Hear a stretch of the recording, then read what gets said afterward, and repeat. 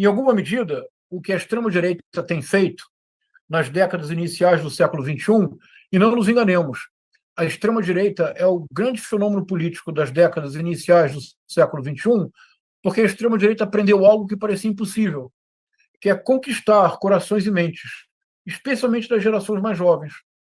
Numa reunião recente com reitores de universidades latino-americanas, o Papa Francisco adicionou um elemento, a famosa frase: conquistar corações e mentes. Disse o Papa Francisco que nós, do campo progressista, precisamos aprender a reconquistar corações, mentes, e acrescentou o Papa Francisco, mãos.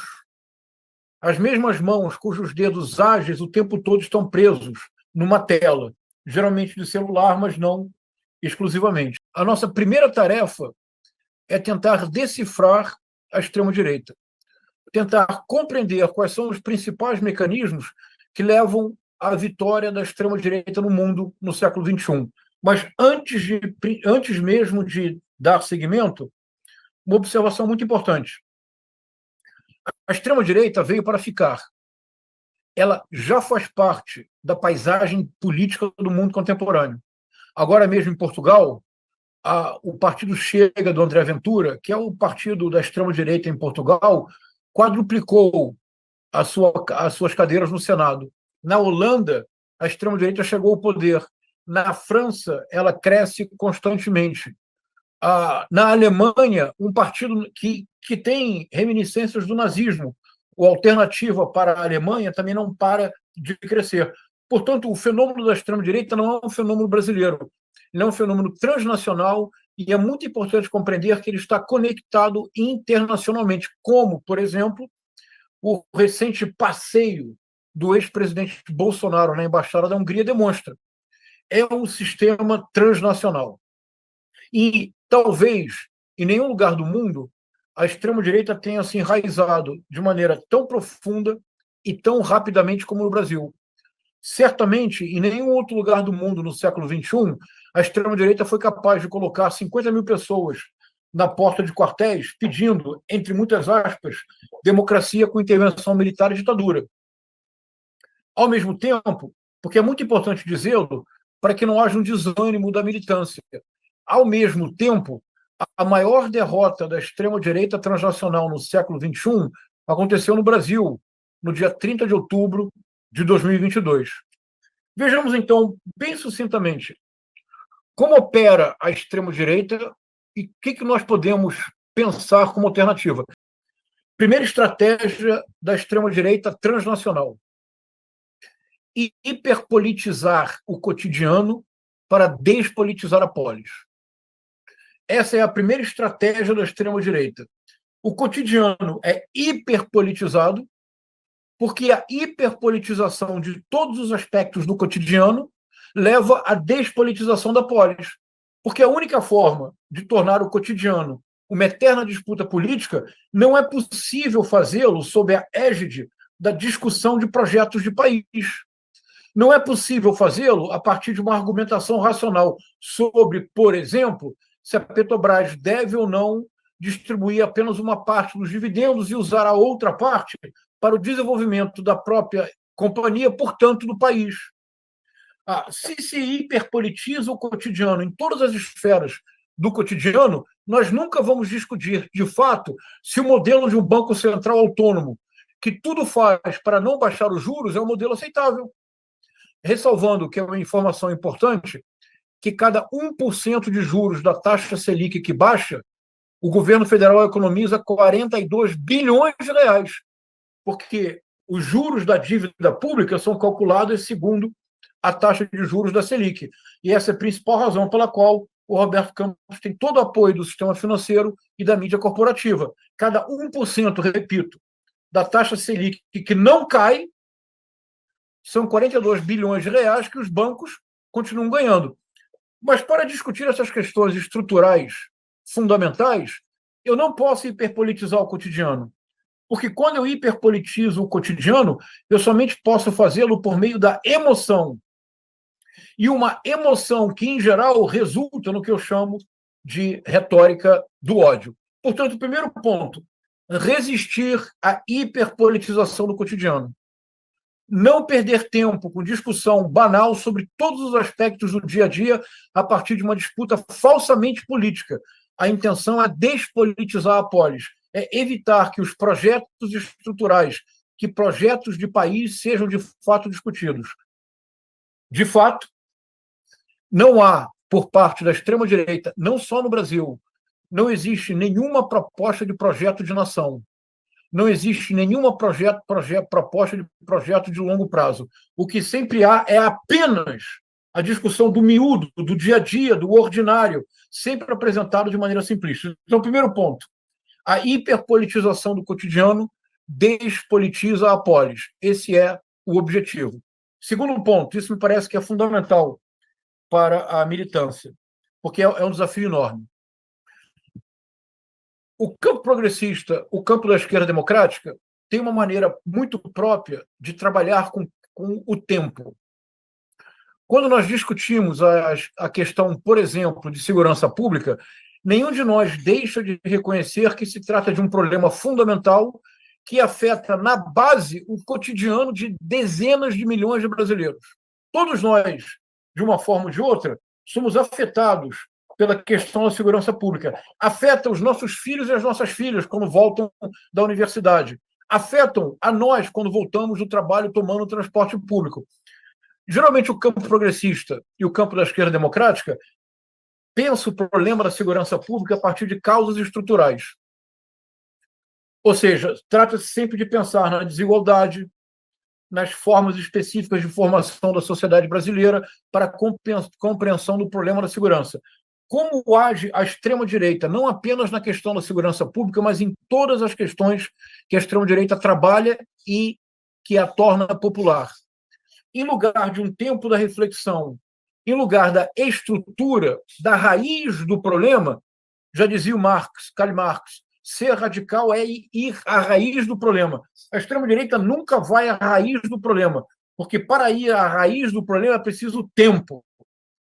A extrema-direita sempre usa o discurso do imediato. É sempre o discurso imediatista. Há um problema de segurança, arme-se a população. Há um problema de segurança, acabe-se com a saidinha dos presidiários. Embora seja uma política pública com a maior taxa de êxito de todo mundo. Eu não vou recordar agora, mas é algo como 95% das pessoas que saem retornam. Portanto, é uma política pública com uma adesão quase que de 100%. Então, a extrema-direita sempre trabalha no tempo do aqui e agora, no tempo imediato. Todas as soluções da extrema-direita não são soluções, são sempre respostas simplistas para uma questão realmente séria. Mas essa resposta simplista, quando o povo está cansado da dificuldade de resolver os problemas e deseja, de fato, uma solução imediata, isso torna a extrema-direita transnacional muito poderosa. Porque, veja, na Europa, há um problema de desemprego. Qual é a solução? É modificar a economia. A solução é encontrar uma forma de equilibrar a automação, que de fato aumenta a produtividade, mas aumenta muito o desemprego. Podemos, então, equilibrar, podemos, de maneira conscientemente política, dizer: eu não vou fazer uma automação completa da indústria, porque o lucro será concentrado, mas o prejuízo será dividido por toda a população que perde trabalho. Em lugar de uma discussão de longo prazo sobre a própria estrutura do capitalismo contemporâneo, globalizado e financeiro, o que faz a extrema-direita? A culpa é do imigrante. Então, sempre a solução da extrema-direita é uma solução imediata. Ponto fundamental. Precisamos reconhecer que, do ponto de vista da estratégia de hiperpolitização do cotidiano, nada pode ser melhor do que o imediatismo. Porque o imediatismo só se sustenta quando eu encontro um inimigo imaginário. O imigrante. Não é casual que a extrema-direita tenha no Paulo Freire o seu principal adversário. Mas não é um Paulo Freire de carne e osso que pensou formas de alfabetização da população adulta. Não é um Paulo Freire de carne e osso cuja forma de pensar a pedagogia era, sobretudo, uma transformação crítica da cidadania. Não, não, não, não. É um Paulo Freire cujo resultado é sempre a produção do medo e do pânico social. Amanhã, a sua filha entrará no banheiro e em função da ideologia de gênero, que aliás não existe, ela encontrará um homem no banheiro. O seu filho irá para a escola em função da ideologia de gênero que está sendo implementada, o que absolutamente não é verdade. Em função do kit gay que não existe, ele trocará de sexo, etc, etc, etc. A produção contínua de medo, o imediatismo das respostas é a arma que a extrema-direita utiliza no mundo inteiro para obter popularidade e obter votações muito expressivas. O que fazer? Pergunta célebre, não é verdade? Ninguém tem a resposta. Mas eu acho que há algumas possibilidades para a nossa reflexão.